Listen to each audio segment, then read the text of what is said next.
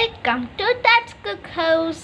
நம்ம கார்டனில் இன்னைக்கு டொமேட்டோ வளர்ந்துருக்கு. அதை நம்ம இப்போ வெட்டிக்கலாம். வீட்டில் வளர்ந்துருக்கிற இந்த குட்டி குட்டி டொமேட்டோஸை பார்த்து குட்டீஸ் ரொம்பவுமே சந்தோஷப்பட்டாங்க. பழுத்திருக்கிறத நம்ம கட் பண்ணி எடுத்துடலாம். அவங்க என் கூடவே தான் இருக்காங்க, ரொம்ப ஆர்வமாக இருக்காங்க. இன்றைக்கி நம்ம சூப்பரான இன்ட்ரெஸ்டிங்கான செட்டிநாடு ஸ்டைலில் வெள்ளை பனியாரமும் கொரடா சட்னி, டாங்கர்னு சொல்லுவாங்க. இந்த சட்னி எப்படி செய்யறதுன்னு தான் பார்க்க போகிறோம். இந்த சட்னி டொமேட்டோஸில் தான் செய்ய போகிறோம். இந்த டொமேட்டோஸ் கிடையாதுங்க, நாம் அதுக்காக வீட்டில் வாங்கியிருக்கிற டொமேட்டோஸ் யூஸ் பண்ணிக்கலாம். இந்த டொமேட்டோஸ் ரொம்ப ஆர்கானிக், அதனால நான் என் குழந்தைங்களுக்கு அப்படியே சாப்பிட்றதுக்கு கொடுத்துருவேன். அவங்களும் அதுக்காக தான் வெயிட் பண்ணிகிட்ருக்காங்க. ரொம்ப பியூட்டிஃபுல்லாக குட்டி குட்டியாக அப்படியே மினியேச்சர் குக்கிங்க்கு ஏற்ற மாதிரி ரொம்ப அழகாக வந்திருக்கு. அதுவும் நல்லா பழுத்து வந்திருக்கு, செடியிலேயே ரொம்ப அழகாக இருக்குது பாருங்கள். இப்போ நம்ம வெள்ளை பனியாரம் செய்கிறதுக்காக முதல்ல வந்து அரிசி ஊற வச்சிடலாம். அதுக்காக 1/4 படி நான் இங்கே எடுத்து வச்சுருக்கேன். இதில் நான் பச்சரிசி சேர்த்துக்க போகிறேன். பச்சரிசி தான் யூஸ் பண்ணணும் பனியாரத்துக்கு. அரிசியை இந்த மாதிரி தலை தட்டி அளந்துக்கோங்க. எக்ஸ்ட்ரா இருக்கிற அரிசியை நம்ம எடுத்துடலாம். இந்த மாதிரி தான் இதுக்கு நம்ம அளக்கணும். ஏன்னு பார்த்திங்கன்னா இதுக்கு மேலே நம்ம உளுந்து வச்சு அளக்க போகிறோம். உளுந்துடைய கணக்குக்கு நம்ம இந்த மாதிரி தான் அரிசியை தலை தட்டி எடுத்துக்கணும். வெள்ளை உளுந்து எடுத்திருக்கேன், முழு உளுந்து. இதை இந்த தலை தட்டின அரிசிக்கு மேலே இப்படி நான் வைக்கிறேன் பாருங்கள். அப்படியே கூமாச்சியாக கோபுரம் மாதிரி வந்து நிற்கணும். அவ்வளோதான் அரிசிக்கு உளுந்துக்கான கணக்கு. எக்ஸ்ட்ரா இருக்கிற இந்த உளுந்தையும் நம்ம எடுத்துடலாம். நம்ம அளக்கிற இந்த படி வந்து ஃப்ளாட் பாட்டம்டாக இருக்குது இல்லைங்களா? ஸோ அப்போ தான் இந்த மெஷர்மெண்ட் கரெக்டாக வரும். டம்ளரில் அளந்தோன்னா கீழே வந்து கொஞ்சம் வந்து அகலம் கம்மியாக இருக்கும், மேலே போக போக அகண்டு இருக்கும். இந்த மாதிரி எப்போவுமே ஃப்ளாட் பாட்டம்டான ஏதாவது ஒரு மெஷர்மெண்ட் கப்பில் நம்ம மெஷர் பண்ணிக்கலாம். நான் இப்போ என்னோடய மெஷரிங் கப் வச்சு கூட நான் காமிக்கிறேன் பாருங்கள். இதுவும் ஃப்ளாட் பாட்டம் தான். இதில் அதே மாதிரி தான் நான் பச்சரிசி அளந்து காமிக்கிறேன் பாருங்கள். மேலே டாப் வரைக்கும் நான் அளந்துட்டேன், தலை தட்டி இருக்குது. இப்போ இதுக்கு மேலே இதோடைய அகலம் எந்த அளவுக்கு இருக்கோ அதில் எவ்வளோ உளுந்து கொள்ளுதோ அந்த அளவுக்கு நம்ம வைக்கலாம். அப்படியே கூமாச்சியாக கோபுரம் மாதிரி நம்ம வைக்கணும், அதுதான் கணக்கு. மெஷர்மெண்ட் தான் இதில் ரொம்ப ரொம்ப முக்கியம் இந்த வெள்ளை பனியாரத்துக்கு. அதுக்காக தான் நான் இவ்வளோ டீட்டெயில்டாக எக்ஸ்பிளைன் பண்ணிகிட்ருக்கேங்க. அவ்வளோதான். இதை நம்ம நல்லா 2-3 தண்ணியில் அலசி கழுவி எடுத்துகிட்டு ஒரு 2 to 3 மணி நேரம் ஊற வச்சுக்கலாம். 2 மணி நேரம் கண்டிப்பாக ஊற வைக்கணும். 3 மணி நேரம் வரைக்கும் கூட நம்ம ஊற வச்சுக்கலாம். அதுக்குள்ளே நம்ம ஒரு சட்னி இதுக்கு ரெடி பண்ணிடலாம். அதுக்காக நான் இங்கே பெரிய வெங்காயம் 2 எடுத்திருக்கேன், ரஃப்பாக சாப் பண்ணி எடுத்து வச்சுருக்கேங்க. ஒரே ஒரு தக்காளி சாப் பண்ணி எடுத்து வச்சுருக்கேன். 5 வரமிளகாய் எடுத்திருக்கேன், காரத்துக்கு ஏற்ற மாதிரி எடுத்துக்கலாம். சின்ன நெல்லிக்காய் சைஸில் புளி எடுத்து வச்சுருக்கேன். இது எல்லாமே நம்ம வதக்க போகிறோம். அதுக்காக நான் ஒரு கடாயில் நல்லெண்ணெய் 1 டேபிள் ஸ்பூன் அளவுக்கு சேர்த்து சூடு பண்ண வச்சுருக்கேன். நல்லெண்ணெயில் தான் இந்த சட்னி ரொம்ப டேஸ்ட்டாக இருக்கும். எண்ணெய் சூடானதும் வெங்காயத்தை சேர்த்திக்கலாம். கூடவே புளி, வரமிளகாய் இதையும் நம்ம சேர்த்திட்டு வதக்கிக்கணும். நல்லா வதங்கி வெங்காயம் வந்து கண்ணாடி பதத்துக்கு வரணும். மிதமான தீயில் நம்ம வதக்கிக்கலாம். தேவைப்பட்டால் கொஞ்சமாக உப்பு சேர்த்திக்கோங்க, வெங்காயம் சீக்கிரம் வதங்கி வரும். பாருங்கள், வெங்காயம் வதங்கிடுச்சு ஓரளவுக்கு. இப்போ தக்காளியும் சேர்த்தி கொஞ்சம் வதக்கிக்கலாம். தக்காளி நல்லா வதங்கி வரட்டும். பாருங்கள், ஓரளவுக்கு நல்லா சாஃப்டாக மசிகிற மாதிரி வதங்கி வந்துடுச்சு. அவ்வளோதான், நம்ம அடுப்பை ஆஃப் பண்ணிவிட்டு இந்த மிக்சரை ஒரு பிளேட்டுக்கு ட்ரான்ஸ்ஃபர் பண்ணிக்கலாங்க. இதை நல்லா ஆற வச்சு அரைச்சிக்கணும் மிக்சியில்.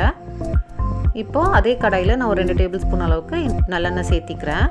இப்போ நம்ம கொஞ்சம் இதெல்லாமே வதக்க போகிறோம். இதுக்கு 1 கப் அளவுக்கு சின்ன வெங்காயத்தை நறுக்கி எடுத்து வச்சுருக்கேங்க.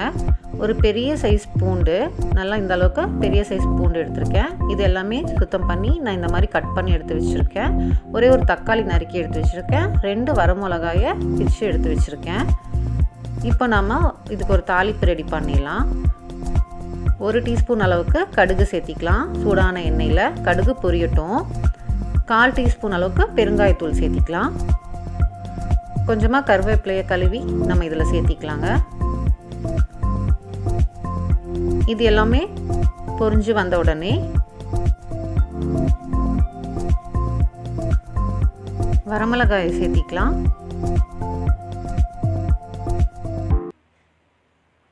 உடனே நம்ம பூண்டு சேர்த்திக்கணும். ஃபஸ்ட்டு நம்ம பூண்டு சேர்த்தும் போது நல்லா அந்த ஃப்ளேவர் இறங்கும் அந்த எண்ணெயில். கூடவே சின்ன வெங்காயத்தையும் சேர்த்திக்கலாம். சின்ன வெங்காயம் நிறையா போடணுங்க, போட்டால் ரொம்ப டேஸ்ட்டாக இருக்கும் இந்த சட்னி. இதை நல்லா நம்ம வதக்கிக்கணும். சின்ன வெங்காயம் பூண்டு இதெல்லாமே உடம்புக்கு ரொம்பவும் நல்லது. நான் கொஞ்சமாக உப்பு சேர்த்து வதக்கிக்கிறேன் சீக்கிரமாக வதங்கிறதுக்காக. இது நல்லா சாஃப்டாக வதங்கி வரட்டும். பாருங்கள் நல்லா வதங்கிடுச்சு. இப்போ நம்ம தக்காளியும் சேர்த்திக்கலாம். தக்காளியும் நல்லா நம்ம வதக்கி மசிகிற அளவுக்கு நம்ம வதக்கிக்கணும். நல்லா சாஃப்ட் ஆகிடணும் தக்காளி. அப்படி ஜூஸ் எல்லாம் அதில் இறங்கிடணும், நல்லா மசிஞ்சிடணும். பாருங்கள் நல்லா தக்காளி வதங்கிடுச்சு. இப்போ 1/4 டீஸ்பூன் அளவுக்கு மஞ்சள் தூள், 1 டீஸ்பூன் அளவுக்கு மிளகாய்த்தூள் நல்ல கலரும் காரமும் கொடுக்கும். இந்த சட்னி நல்ல காரசாரமாக தாங்க இருக்கும். இந்த வெள்ளை பணியாரத்து கூட இது சாப்பிடும்போது ரொம்ப சூப்பராக இருக்கும். இப்போ நம்ம அரைச்சோம் இல்லைங்களா வெங்காயம் தக்காளி, அதையும் நம்ம சேர்த்திக்கலாம். ஒரு 1/2 கப் அளவுக்கு தண்ணியும் சேர்த்திக்கலாம்.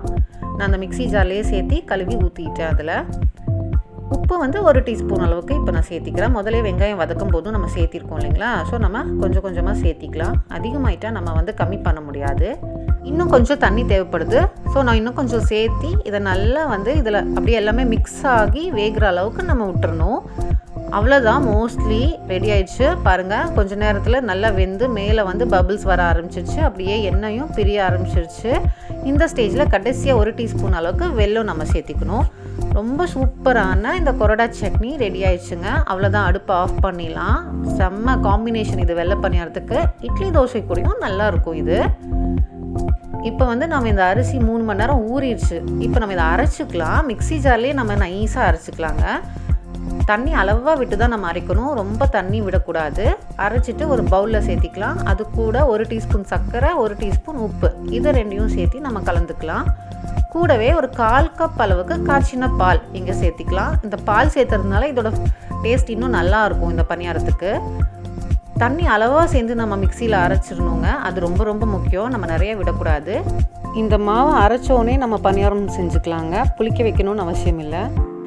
மாவு பதம் ரொம்ப ரொம்ப முக்கியம் இந்த வெள்ளை பணியாரம் செய்கிறதுக்கு. இந்த மாதிரி வாட்டரியாக இருக்கணும், ரொம்ப வாட்டரியாக இருக்கக்கூடாது. தோசை மாவு பதத்தை விட கொஞ்சம் வாட்டரியாக இருக்கணும். அவ்வளோதான். ஒருவேளை உங்களுக்கு ரொம்ப நீர்த்துருச்சு அப்படின்னா நீங்கள் கொஞ்சமாக பச்சரிசி மாவை கலந்துக்கோங்க. அப்படி திக்காக இருக்குதுன்னு தோணுச்சுன்னா ஒன்றும் பிரச்சனை இல்லை, கொஞ்சமாக பால் சேர்த்து கலந்துக்கோங்க. இப்போ நம்ம இதை நல்லா பொரித்து எடுத்துக்கலாம். நான் என்ன சூடு பண்ணியிருக்கேன், ஒரு கடாயில் பொரிக்க தேவையான அளவு ஒரு சின்ன குழிக்கரண்டி எடுத்துக்கணும். இதில் மாவு எடுத்து நல்ல ஓரங்களில் தொடச்சிட்டு இப்படி எண்ணெய்க்கு பக்கத்தில் இருந்து இந்த மாதிரி நம்ம ஊற்றணுங்க.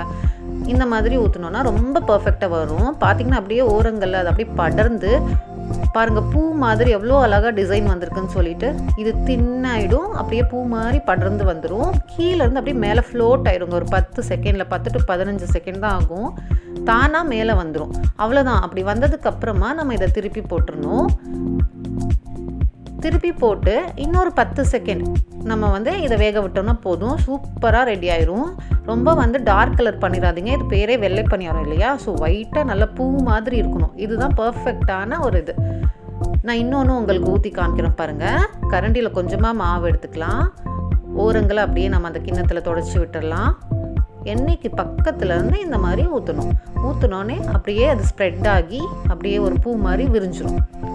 ஒரு 10 செகண்டில் பார்த்திங்கன்னா அது மேலே தானாக வந்து ஃப்ளோட் ஆகிடும். அவ்வளோதாங்க, அவ்வளோ சீக்கிரத்தில் இது குக் ஆகிடும். ரொம்ப ரொம்ப ஈஸி. நல்ல ஒரு பிரேக்ஃபாஸ்ட் இது. நீங்கள் ஈவினிங் ஸ்நாக்ஸாக கூட செஞ்சு தரலாம். செட்டிநாட்டில் ரொம்ப ஸ்பெஷலான ரெசிபி இது. முக்கியமாக பண்டிகை நாட்களில் அவங்க நிறையா செய்வாங்க. இதை அப்படியே நம்ம திருப்பி போட்டோம்னா இன்னொரு 10 செகண்ட்ஸ் மட்டும் நம்ம இதை குக் பண்ணிட்டோன்னா அருமையான வெள்ளை பணியாரம் ரெடிங்க. இது ஒன்றா தான் நம்ம வந்து பொரிச்சு எடுக்கணும். அட் அ டைமில் நம்ம 2-3 போட முடியாது. கொஞ்சம் பொறுமையாக செஞ்சாலும் ரொம்ப சூப்பராக டேஸ்டியாக இருக்கும். பாருங்கள், எல்லா பணியாரமும் ரெடி ஆயிடுச்சு. அதுக்கு காம்பினேஷனான கொரடா சட்னியும் ரெடி. எப்படி இருக்குதுன்னு நான் பிச்சு காமிக்கிறேன் பாருங்கள். உள்ளே அவ்வளோ சாஃப்டாக இருக்குங்க. நல்லா மெத்துன்னு சாஃப்டாக இருக்கும். ஆயில் அந்த அளவுக்குலாம் அப்சர்வ் பண்ணாது. நம்ம மாவு பதம் கரெக்டாக இருந்தால் பர்ஃபெக்டாக வரும். எப்படி இருக்குன்னு சொல்லிட்டு நம்ம டேஸ்ட் கேட்டுடலாம். சட்னியோட மஸ்து மஜா. சூப்பராக இருக்குங்களாம்மா, ரொம்ப சூப்பராக இருக்கும். நீங்கள் கண்டிப்பாக ட்ரை பண்ணி பாருங்கள் ஒரு வாட்டி. உங்களுக்கும் கண்டிப்பாக பிடிக்கும். அப்படியே நம்ம சேனலை சப்ஸ்கிரைப் பண்ணிவிட்டு இந்த வீடியோவை லைக் பண்ணுங்கள். தேங்க்ஸ் ஃபார் வாட்சிங்.